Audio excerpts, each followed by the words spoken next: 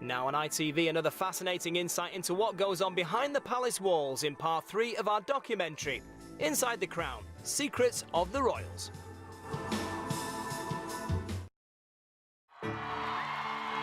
The British royal family, one of the most famous dynasties in the world. For more than a century, the lives of the Windsors have enthralled the nation, mesmerized the press, and inspired popular films and dramas. But as the royal family survives a very bumpy year and comes under ever more scrutiny, we ask, what's fact and what's fiction? There were rumours that not everything was right in the marriage. He was only on extremely loose terms with monogamy. That was the moment when the palace absolutely lost grip of the narrative.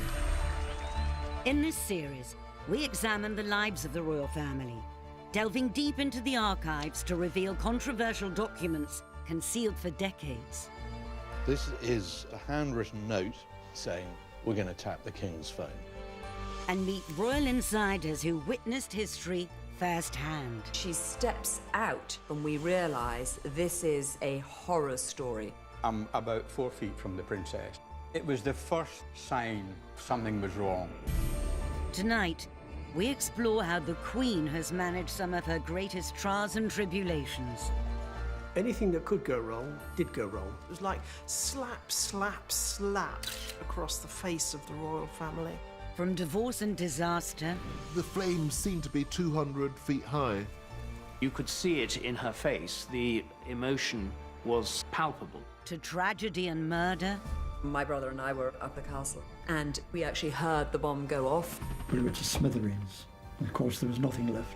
To international scandal. We never had any sort of sexual contact, whatever. And we find out what it takes to be queen when your family and the nation are tested to the limit. She's getting out of the car. Nobody knew what the reaction was going to be. It was a very dangerous time for the royal family. Being queen, being monarch, is a very lonely job.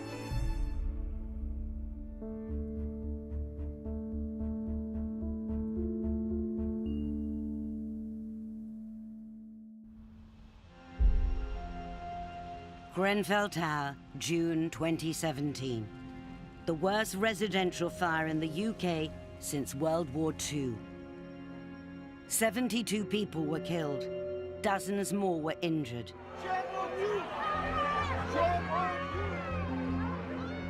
As survivors struggled to cope, politicians became the target of public anger. I was down there at the time. Tempers were at breaking point. I remember standing in the crowd at the sports hall just under the A40. And suddenly this silence. Here was the Queen. It's an appalling sight, she said, after hearing about the flames, but she has clearly noticed how this community has pulled together to help. She was talking to people without any of the protocol and sort of people surrounding her. It was just the Queen, defusing some of the anger and some of the emotion.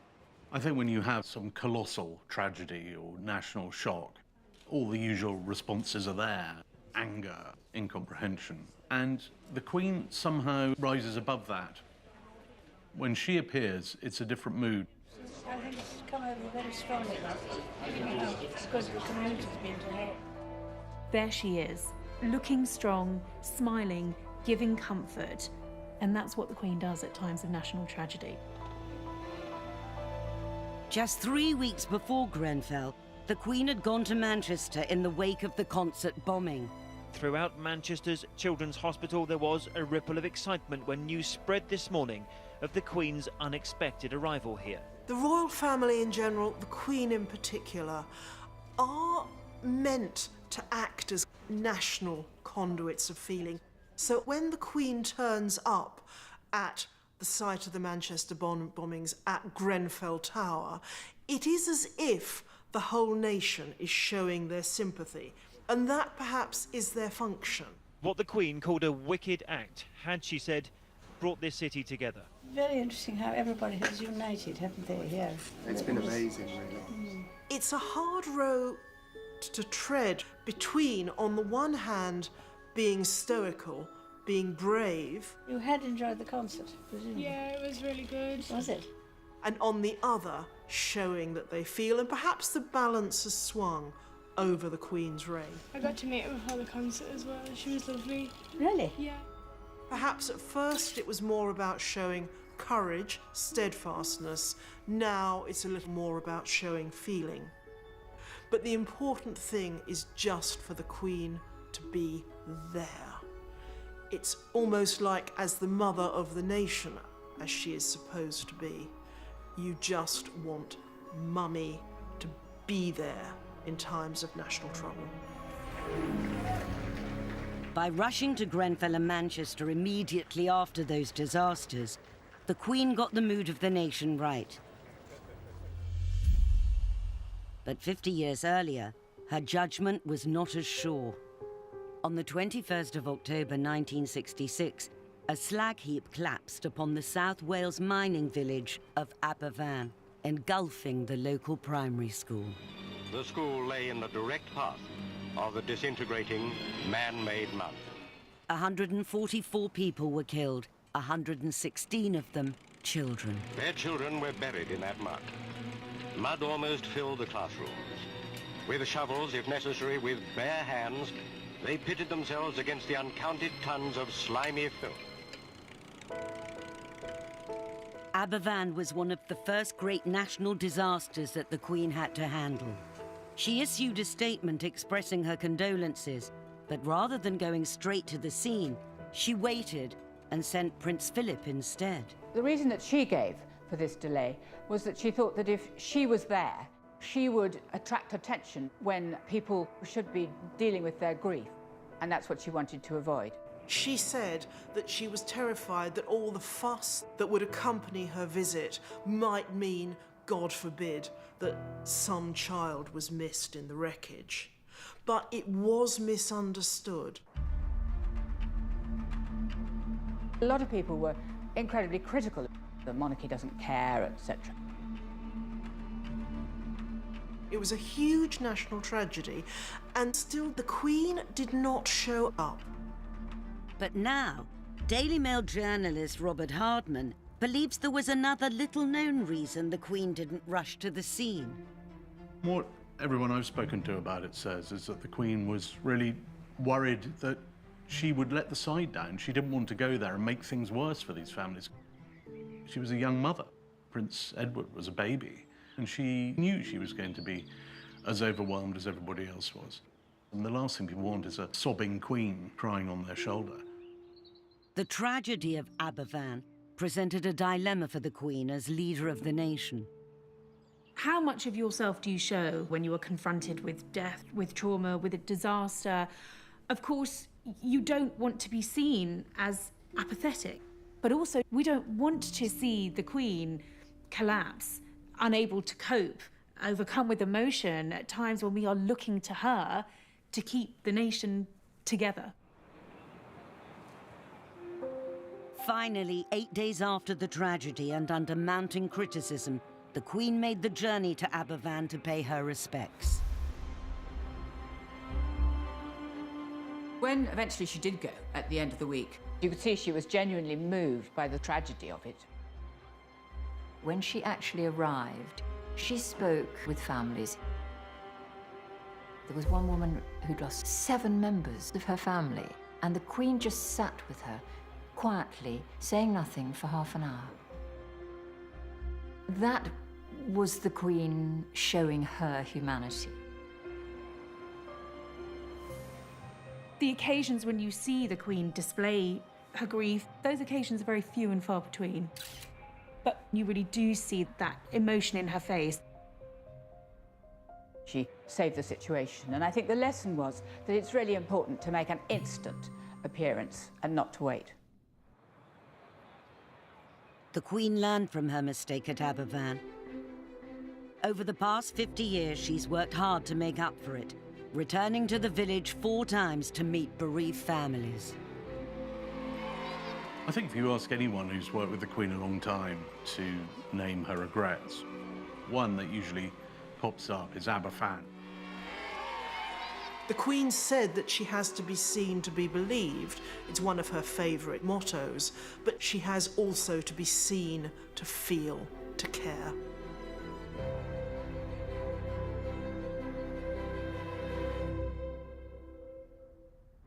But 13 years after Aberfan, the Queen would again be tested by tragedy, and this time it would strike at the heart of her own family. The bomb was placed in the decking just under here.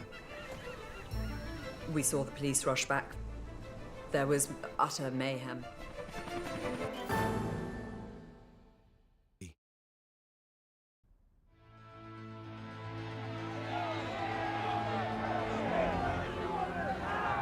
Winter 2019.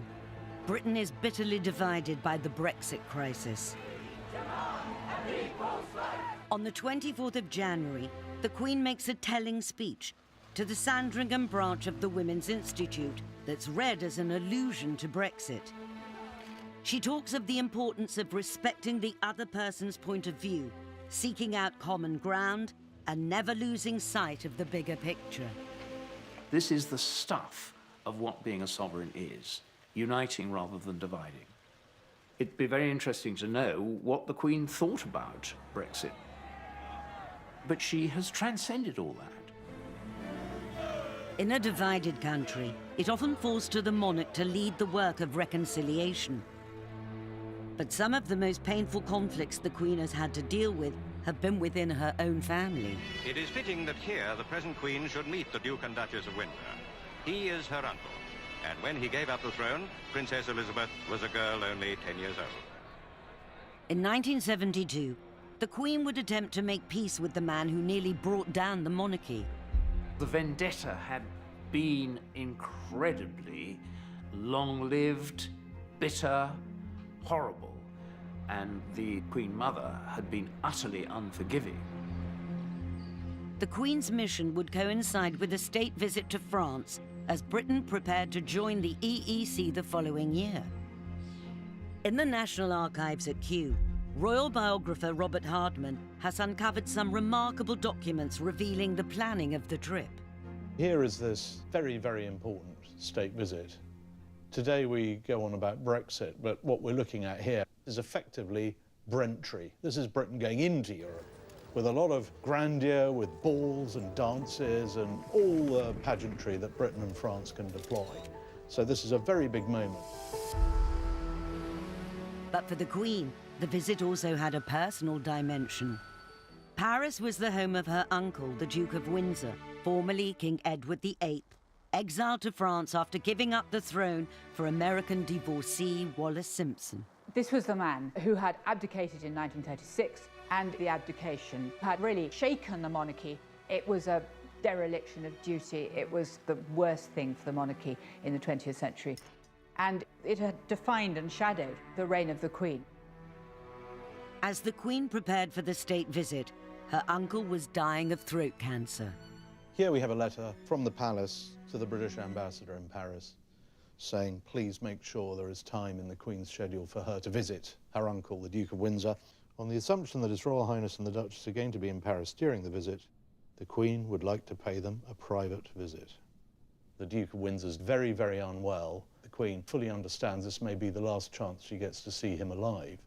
The Queen realized that for the sake of unity, to heal this terrible internecine family rift, that she should make a gesture to the Duke of Windsor at the very end of his life. But for the organisers of the state visit, the Queen's meeting with her uncle was fraught with danger. The embassy and at the Élysée Palace and at number 10, what they're really worried about is what happens if he dies either during or just before the visit. And this causes terrible diplomatic seizures. What we have here is a memo to the Prime Minister explaining all the various options. The reports of the Duke's health are becoming more discouraging. The Duke himself has recently cancelled a visit to Spain. Up to what point can he die without ruining the visit? What it boils down to is he can die some weeks before the visit, he can die after the visit, just can't happen during.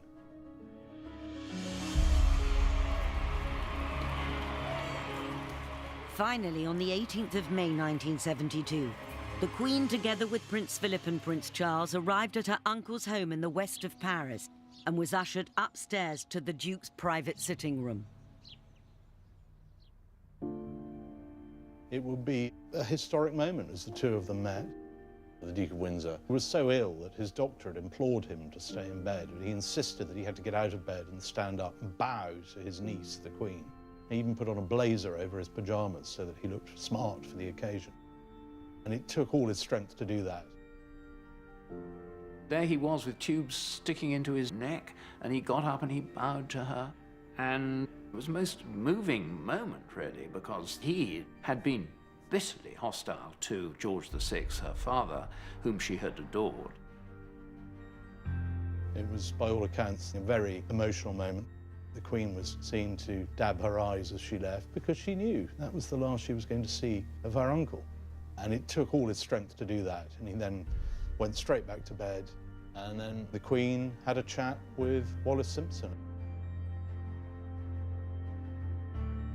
And just a few days later, he was dead.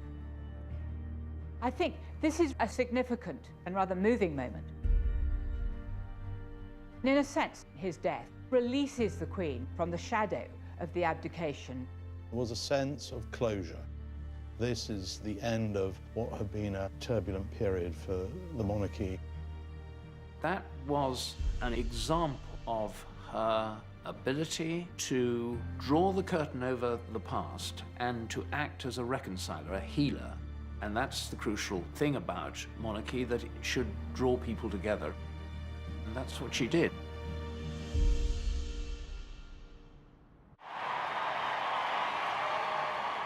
Over the course of her reign, the Queen has acted as a unifying force for the nation. But 40 years after her truce with her uncle, the Queen would be called upon to perform an even more demanding gesture of reconciliation, making peace with a man who had overseen the murder of one of her closest relatives. Lord Mountbatten was Prince Philip's uncle, and also a very key player in the political, military, social life of the nation. And he was very close to the royal family. He was, after all, great uncle to Prince Charles, who worshipped him. Every August, however, Mountbatten was off the royal scene, gathering with his immediate family at their summer holiday home, Classiebawn Castle in the northwest of Ireland. The whole coast was so remote, quiet. It was blissful. It was one of the most enchanting places in the world. William Evans was Mountbatten's valet for 10 years and remembers his boss's love for the castle and its location. First morning of the holiday, he couldn't wait to get out to sea.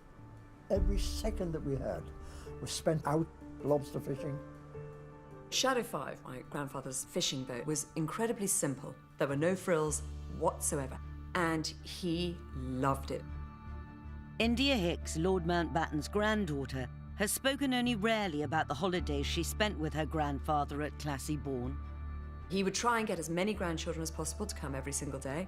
And the excitement of when the lobster pot was pulled out of the water and you could smell it, that Irish smell and the salt water and the lobsters. But idyllic Classiebawn is just 18 miles from the border with Northern Ireland, and in 1979 the Troubles were at their height.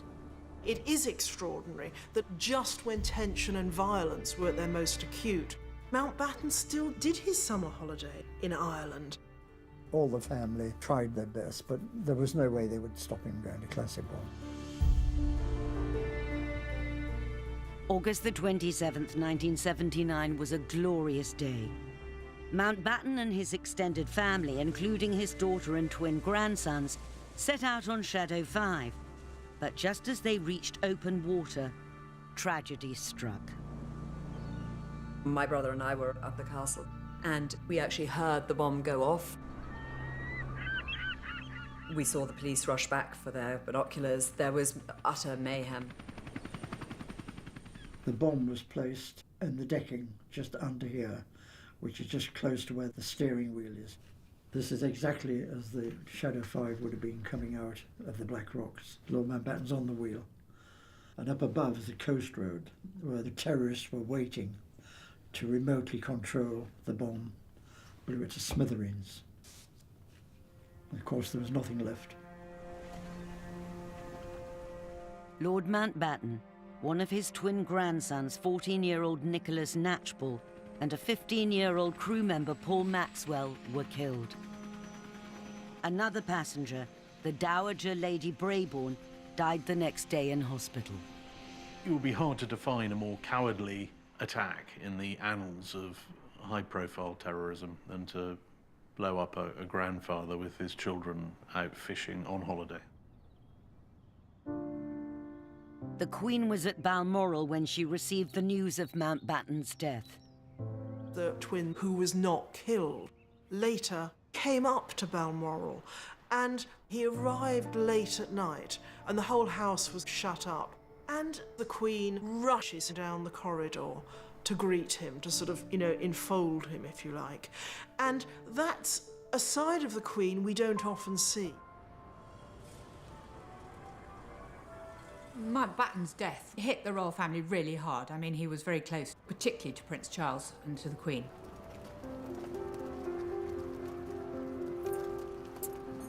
The day of my grandfather's assassination, of course, is embedded in my memory. I was lucky that I was at an age where I was able to get all of the emotion out. And so I am possibly able to look at it more in the eye than other members of my family who have never recovered. 19 years after Lord Mountbatten's assassination, the Good Friday Agreement brought the Troubles to an end. Martin McGuinness, an IRA commander at the time of Mountbatten's murder, would become Deputy First Minister of Northern Ireland. From childhood, the Queen has known that duty comes first. It trumps everything else. Whatever your personal, private feelings are, duty calls. And it may be that you're not feeling very well and you don't want to do something. Or it may mean you've got to shake hands with someone who murdered a member of your family and tried to kill you. He was second in the receiving line, and it lasted for just a moment. Extraordinary, nevertheless. The British sovereign and the former IRA commander shaking hands. She showed magnanimity and astonishing political savvy in shaking hands with Martin McGuinness, the man who was probably responsible for the death of Lord Mountbatten. 2 years later, in 2014, the Queen invited Martin McGuinness to Windsor Castle for a state dinner in honour of the President of Ireland. As head of state, she is constitutionally bound to do what the state wants her to do, and if the state wants her to bury the hatchet, then that is what she has to do. We'll never know, probably, how privately she felt about it. Private grief is not allowed to trump public need for a political reconciliation. She has embodied the whole business of reconciliation in her own person. And that is really quite something in an age where old hatreds are extremely difficult to extinguish. Over the decades, the Queen may have mastered the art of diplomacy, but mastering her own family has always been more of a challenge. I do not know how the Queen coped with all those catastrophes. Boy, if you think it's horribilis now, just you wait.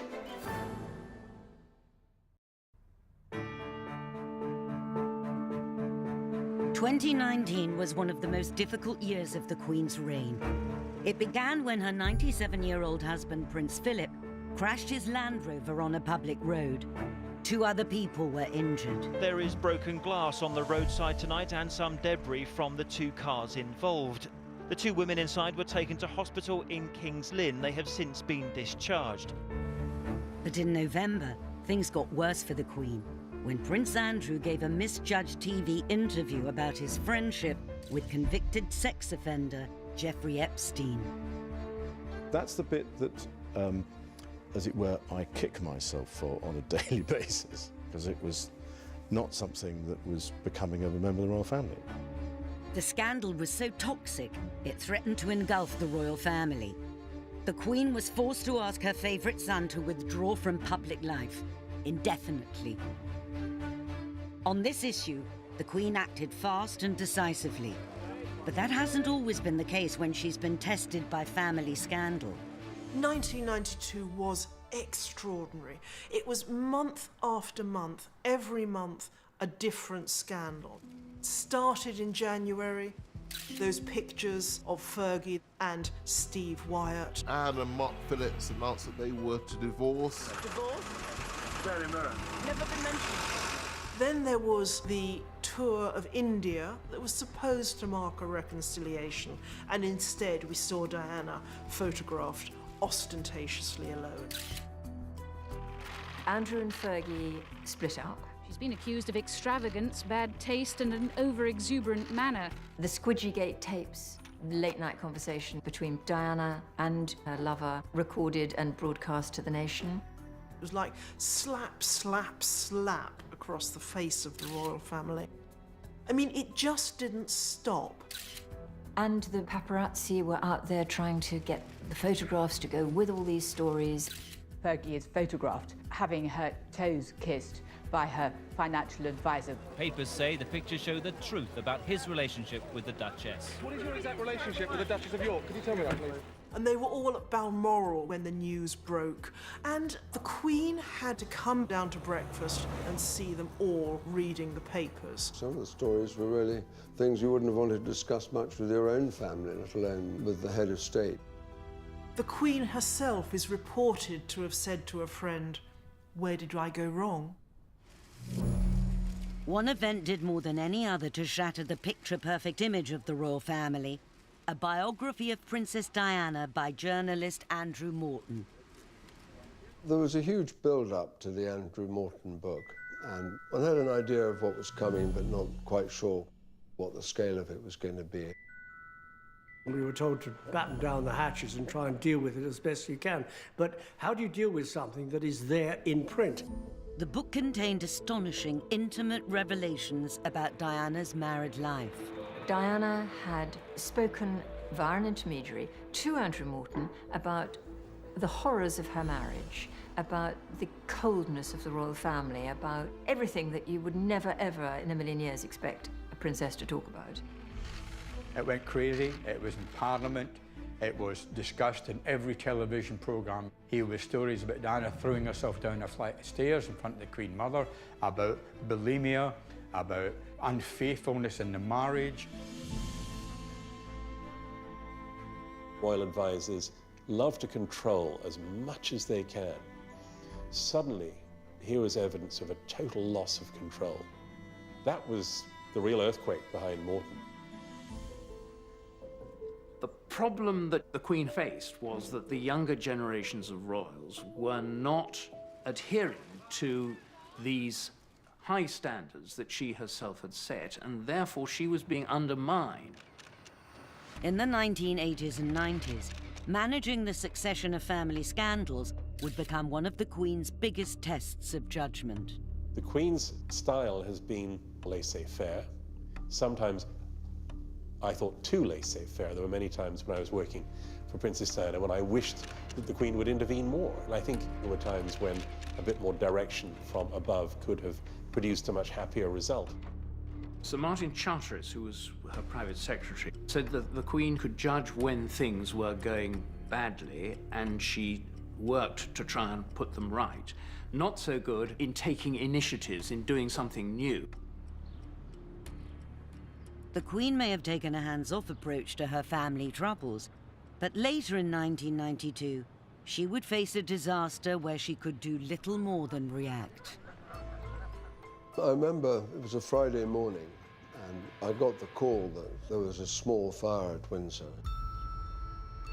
I got a call from a local radio station at about 11:15 asking about the fire. And I said, "What fire?" And I didn't know anything about it. And I jumped in my car and got there in 35 minutes. And there were already something like 400 media outside.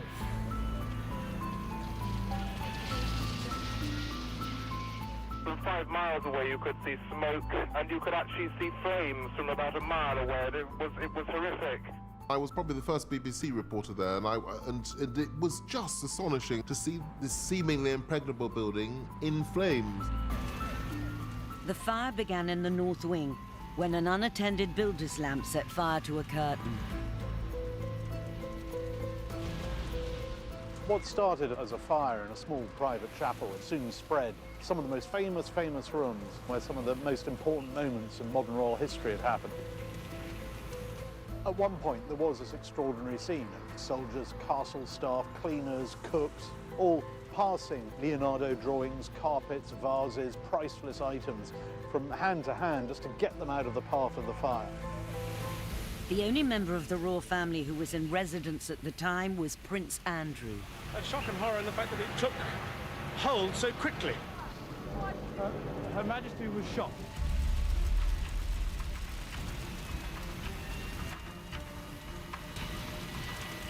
The Queen arrived to see the house which she'd grown up in, the place with so many memories, the place from which her family take their names. And there it was, going up in smoke. At one stage you thought, well, they've dampened it down, and the next thing, the Brunswick Tower right over in the northeast corner was like a chimney with flames shooting out.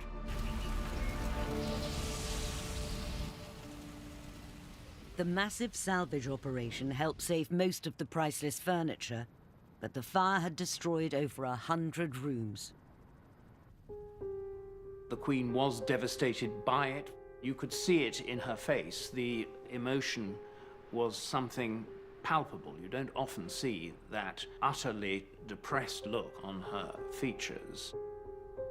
There is a photograph of her while the fire rages, this castle that she has loved. And she's standing there, this small figure in a raincoat with the hood pulled up over her head. What a terrible blow, personally, that must have been for the Queen. She must have felt, I'm a custodian of this place, and I failed in my duties. In the evening, I drove along the M4 on the way back to London, and the flames seemed to be 200 feet high, which you could see from a couple of miles away. And it seemed like the end of the world, the metaphorical end of the monarchy.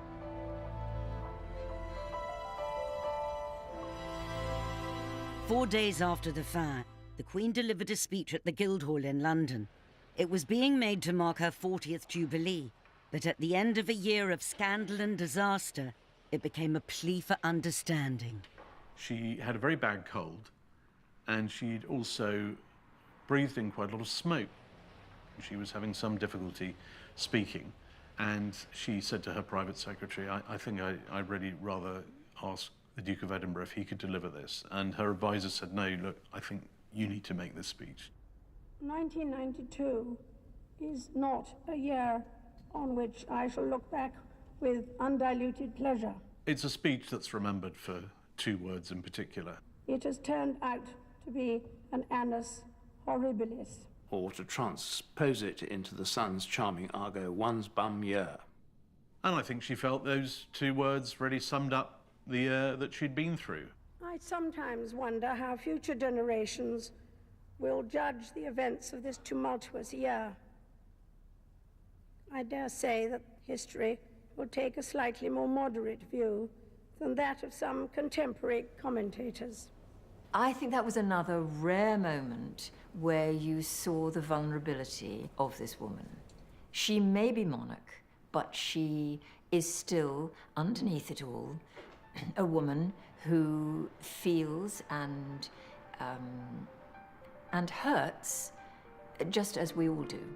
I think everybody realised, yes, of course, various members of the royal family have made mistakes, things have been done that shouldn't have been done, but that speech and that moment summed up, this is a human institution, and it did have that effect of turning things around. But 5 years later, the Queen would face an even greater tragedy that would shake the monarchy to its core. The country was desperate for some sign of grief from this royal family. I think it's disgusting that they have not appeared or said a word. It was a very dangerous time, I think, for the royal family.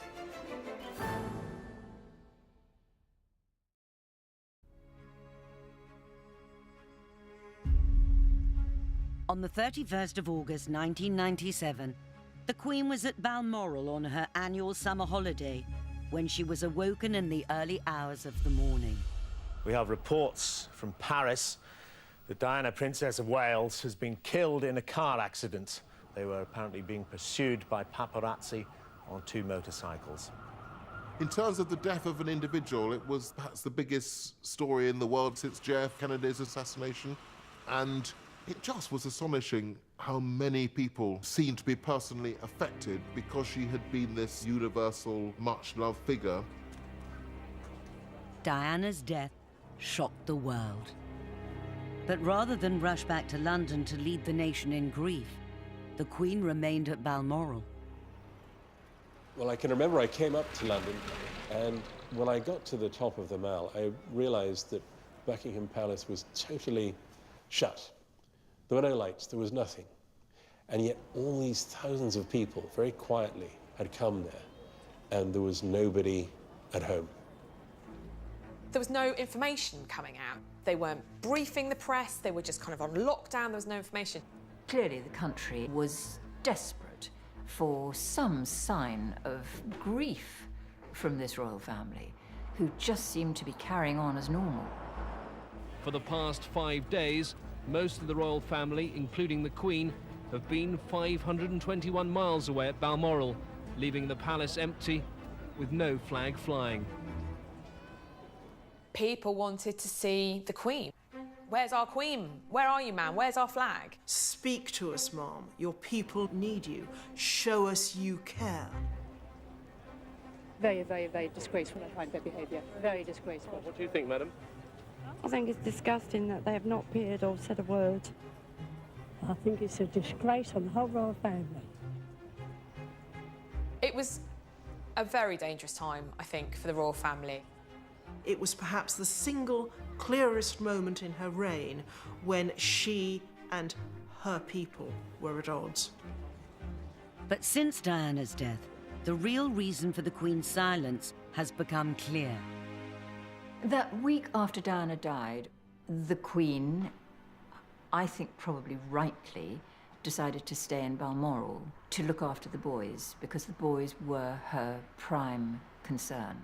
They were very young, 12 and 15, and they'd lost their mother in the most horrifying of circumstances.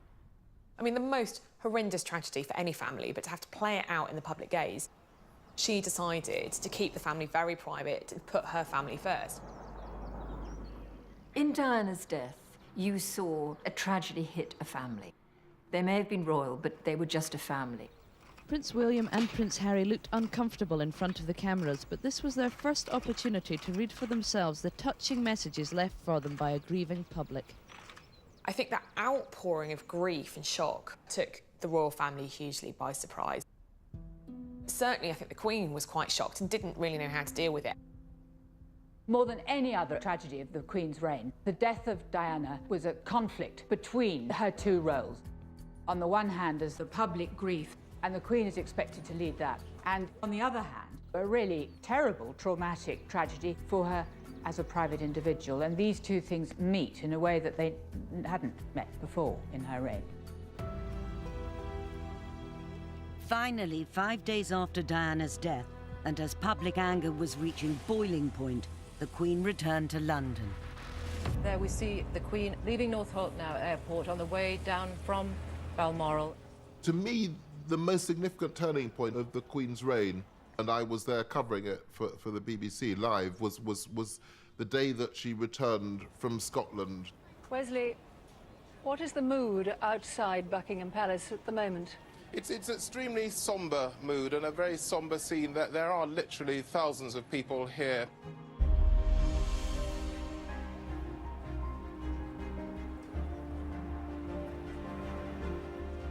She did 2 extremely significant things, one of which amazed me, which was that the car came down Constitution Hill with her and the Duke, and the car stops outside the gates of Buckingham Palace.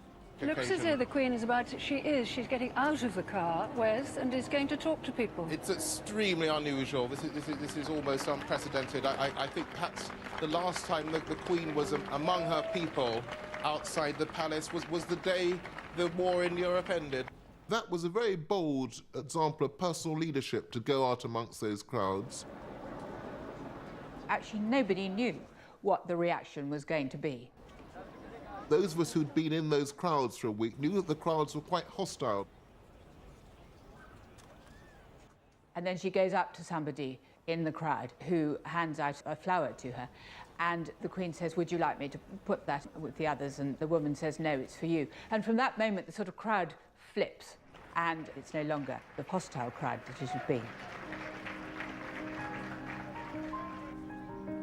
The Queen had won over the crowds, but now she had to win back the nation with one of the most significant speeches of her reign.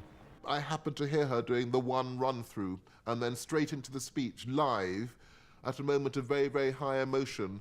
The reason that the crowds were the shot behind, they only had one camera, and they said, well, let's have the crowds behind. Like anyone of my age, I have seen the Queen speak so many times, and she has a way of speaking that is very, in a way, rather formulaic. But when she spoke after Diana's death, that for me was something completely different. What I say to you now, as your Queen and as a grandmother, I say from my heart. First, I want to pay tribute to Diana myself. She was an exceptional and gifted human being. In good times and bad, she never lost her capacity to smile and laugh, nor to inspire others with her warmth and kindness. She'd chosen absolutely the right words. To say that she was speaking not just as the Queen, but as a grandmother, it automatically made you understand why we hadn't seen her that week, because she had been looking after her grandchildren, those two grieving boys. She managed to convey a sense not just of the national tragedy, but also of the private grief that the royal family was going through, and that's why the speech worked. I thought it was a grandmother speaking and not a queen. I was quite moved by it. She sounded very sincere, and she looked as though she was very moved, and I think that will satisfy everyone. I thought she said everything she should have said. Can't think of anything that she left out at all. What I thought was very striking being there that day was that she brought the country together. So I think with the Queen there is very, very powerful personal leadership. Diana's death marked a turning point, and in recent years the royal family has become more open about publicly expressing emotion. In 2017, Prince Harry gave a remarkable interview.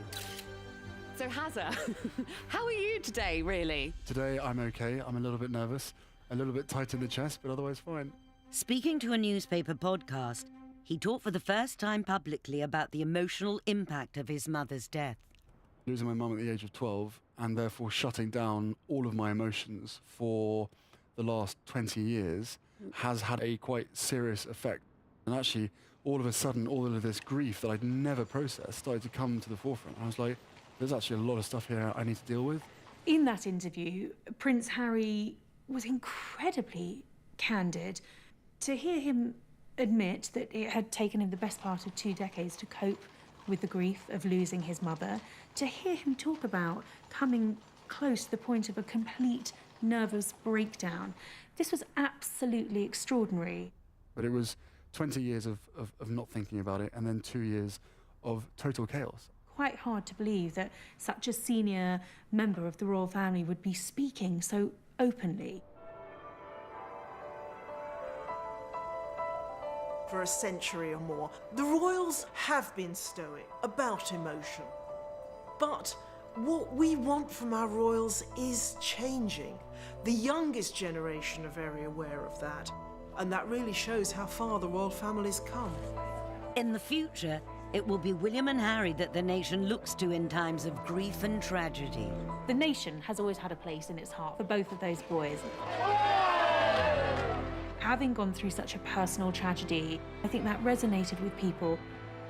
Anyone who's suffering tragedy themselves can feel that Princes William and Harry understand because they have been there themselves, and they felt the pain just as anybody else would do. In recent years, the princes appear to have drifted apart. Their households have separated, and there have been widespread rumours of a rift between the brothers. We're certainly on different paths at the moment, but I will always be there for him, and as I know he'll always be there for me. You know, we don't see each other as much as we used to. You know, it's just, as I said, as brothers, you know, you have good days, you have bad days. The recent controversy surrounding the role of the Duke and Duchess of Sussex has strained relations within the royal family even further. It's just the latest in a series of trials and tribulations that has tested the House of Windsor over the decades. But through it all, the monarchy has survived and proved it has the capacity to renew itself. And that's a quality the royal family will need as they weather their current storms. The Queen and members of the royal family are part of an institution that was going long before they arrived in the world and will still be there long after they've left the world. And I think that gives them a very unique perspective on the things that go wrong in life. Next time, we examine just what it takes to hold the very top job. She's got a great personality, very much a character. The Queen's discretion is her secret weapon. She very, very, very seldom puts her foot wrong. The Queen puts up with many different people, but Ceausescu was too much for her.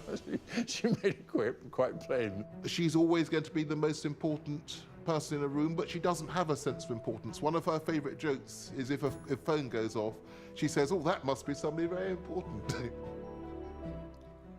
And if you want to see more inside the life of the royal family, you can watch Charles, 50 Years a Prince, streaming now on BritBox. We've got another brilliant 3-part documentary starting next Thursday night here on ITV, following boxing legend Tyson Fury, the Gypsy King, at 9 o'clock. But stay with us next tonight for the latest ITV news.